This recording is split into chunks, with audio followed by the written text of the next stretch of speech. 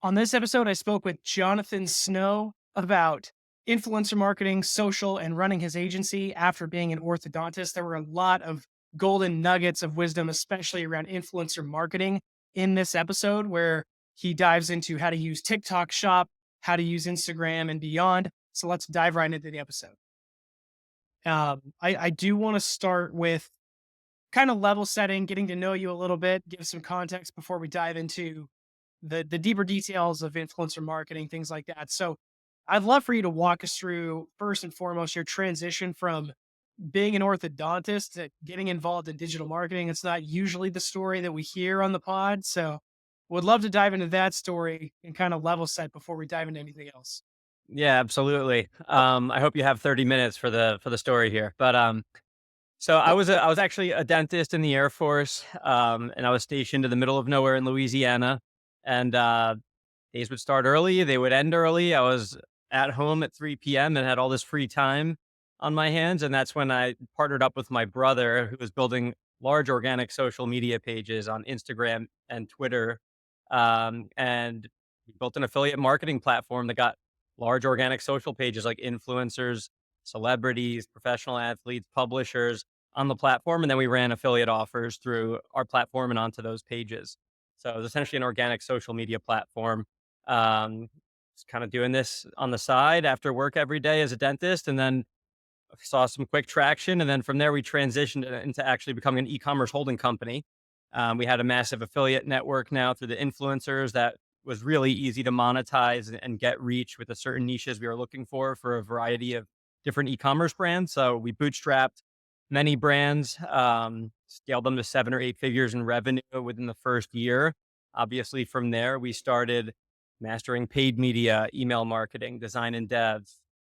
So yeah, that was kind of how the agency was born, was from that e-commerce holding company.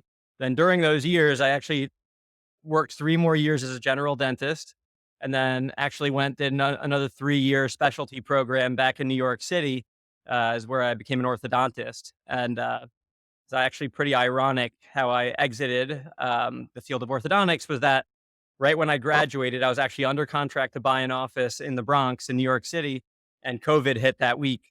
So obviously, I pulled out of the deal. Elective treatment, putting on braces for people is unfortunately elective treatment, and you couldn't even have an office open or accept new patients for many months in New York and New Jersey. So from there, stepped away, worked full time on the agency, and by the time things opened back up, and then when we were kind of all clear from COVID, I mean, the agency was already double or even triple in size by then. So haven't treated a patient since COVID.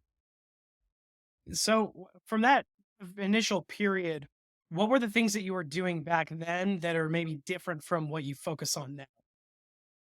Yeah, in terms of marketing in general. Right, correct. Yeah. Yep. So when we first got started, the organic social media platform, Instagram algorithm was entirely different. So you could literally drive predictable revenue through influencers' actual organic posts. This is when Instagram kind of had reach as a predictable metric. Then they realized people weren't going through their ad platform, the Facebook ad platform, because they could go directly to the audiences themselves through influencer. And so we really used influencer and organic as a performance channel, and then that changed drastically in around 2016 when the algorithm changed. That's where we really got deep into paid media. And obviously, for the better, it was much easier to scale paid media than negotiating rates with influencers all day. So I would say that's really the main difference. And what's interesting is that everything is always cyclical. We're seeing a big return to affiliate influencers because of the rise of TikTok shops now. So we're seeing influencer posts and even brand organic posts going viral all the time. And you hear of brands generating, thousands of dollars a day on TikTok shop organic revenue, specifically. And it's kind of like the return of affiliate marketing on social platforms. Let's dive into the TikTok shop just for a second, as I know that that's becoming bigger and bigger. If you were just consulting somebody, a brand that was kind of interested in getting their feet wet there and actually seeing some success, what are the things you'd tell them as they're getting started, like the TikTok shop 101 for brands, the few finer points that they should know, things to avoid? Yeah. So the main thing is, oh, you have to be US based. So there's so many brands that are either incorporated in Canada or any other country outside of the US. Unfortunately, it's only available in the US. So that's the first box you have to check. The next box is really you have to have a compliant product. So take a look at TikTok's prohibited products policy. It's pretty strict and doesn't really make sense in some cases. For example, you're allowed to sell toothpaste and teeth whitening strips, but you cannot sell a toothbrush. Doesn't really make sense. But I would say before starting investing in the platform, make sure that you're even eligible to sell products there. So those are the first two things that might seem like common sense, but I've seen a lot of brands get hung up there.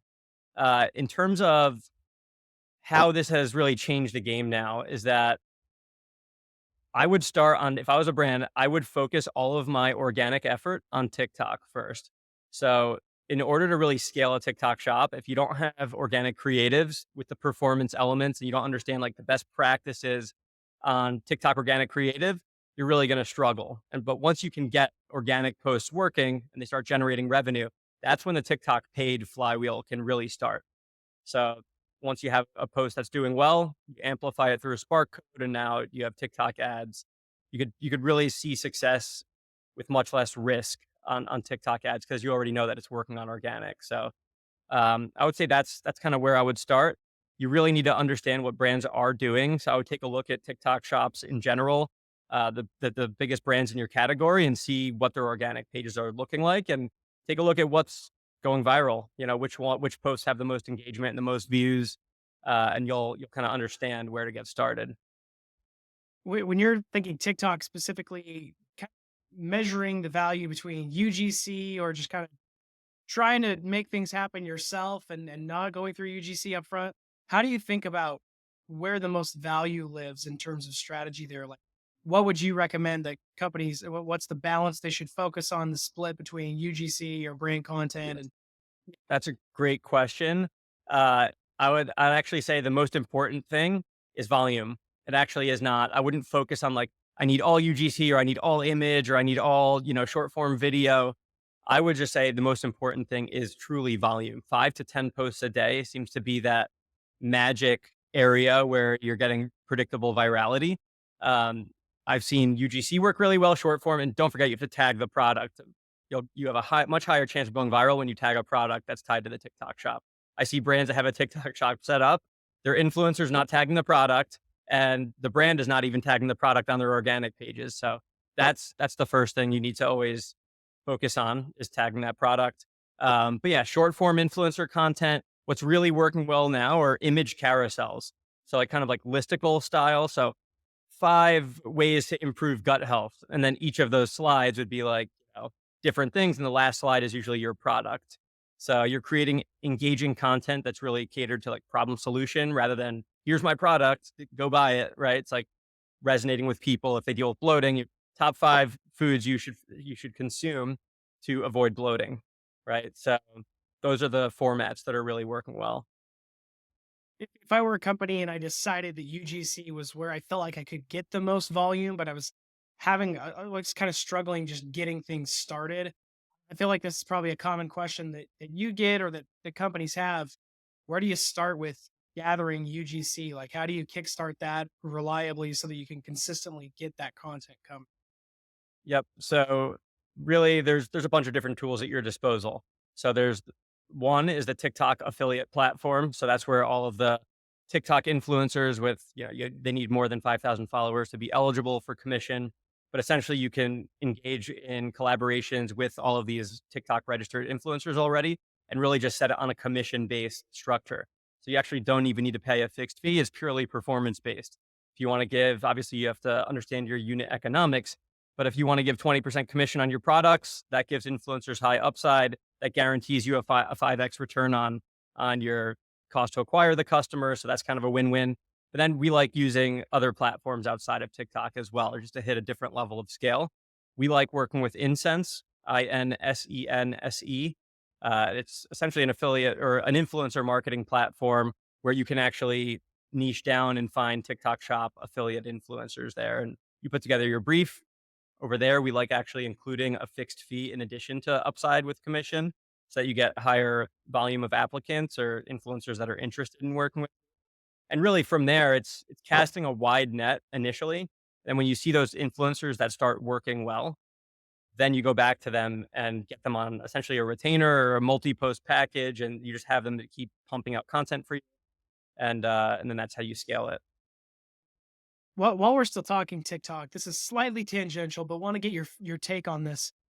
How do you think about mitigating risk that the platform could go away? Given that you're spending a lot of time here, that you're investing in the TikTok shop and your clients as well, how do you think about what could happen if it went away and what your plan B would? Yeah, I would say my main answer to that would be that was questions I was getting 3 years ago when TikTok first burst onto the scene.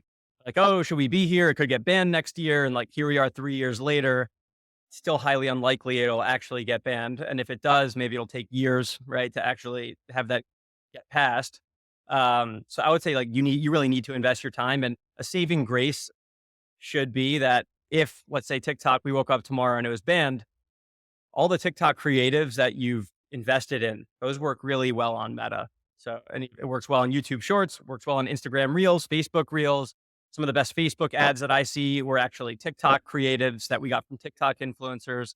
So that should give you a lot of comfort that if it did go away, that your investment is still highly transferable to other platforms. Short form video isn't going anywhere.